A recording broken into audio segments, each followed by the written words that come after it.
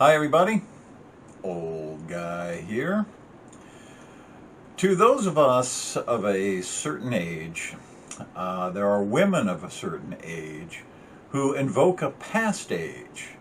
The time of Mad Men and highballs and Playboy After Dark and the Brat Pack, the 50s, the 60s. One of those women is June Wilkinson, who recently joined my publishing house and published her memoirs, and I immediately recognized her. No, not from her Playboy issues, but from Batman, where she played a member of Nora Clavicle's gang in probably one of the worst Batman episodes ever done, memorable for its awfulness. When the credits rolled and I saw her name, I went, really? June Wilkinson, the actress? Because she had a measure of fame at that time for playing in some fairly awful B-movies, which were the staple of late-night TV. And when I say fairly awful, I mean truly awful. Like The Private Lives of Adam and Eve, Macumba Love, Frankenstein's Great Aunt Tilly. I'm not making this up. Yes, T and A and sordid and low class and easily dismissed by this rather high-minded generation.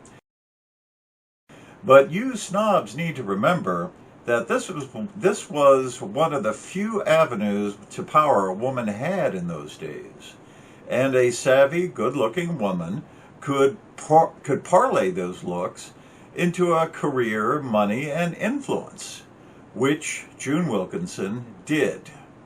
June Wilkinson was born in England and wanted to be a dancer and became one, a fan dancer, at the famous World War II nightclub, the Windmill. Wait, what? Burlesque?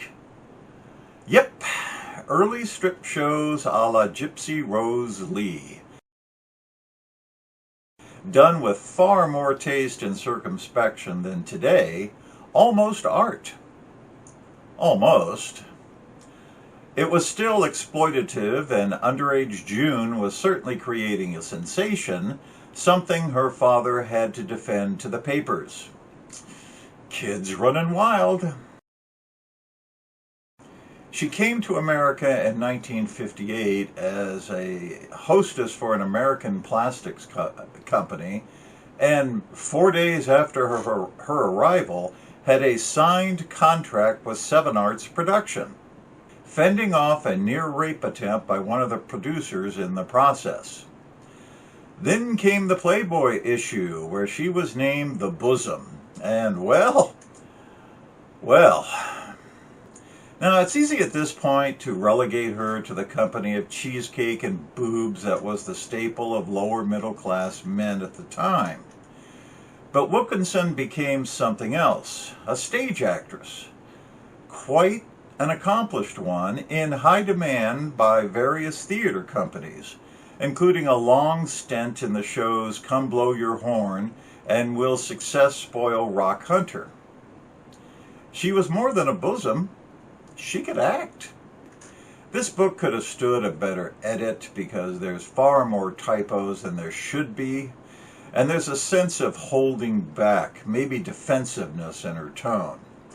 I got the feeling she wasn't being completely open about her life, which is fine. I don't need to know everything. I am capable of reading between lines. It is a breezy read, as if you're sitting on the back porch with your aunt as she regales you with tales of places and people she knew throughout her life. And it is a fun read, too. I liked it, though not probably for the same reasons you might. It reminded me of better days. There's snippets about Cliff Richard, Louis Prima, Stuart Granger, Charlie Chaplin Jr., Johnny Ray, and even Michael Jackson. You get the sense that Hollywood was actually a pretty small place. Everybody knew everybody else, and it was nothing to end up at a table with Spike Jones and Billy Barty. She knew Chubby Checker.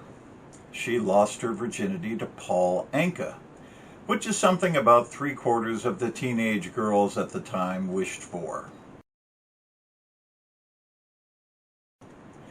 It was an interesting life, with its ups and downs, including a disastrous marriage with Houston Oilers quarterback Dan Pastorini.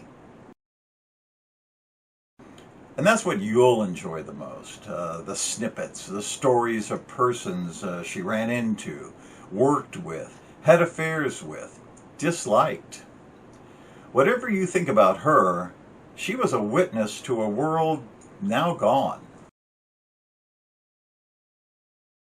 Admittedly, not the best of worlds.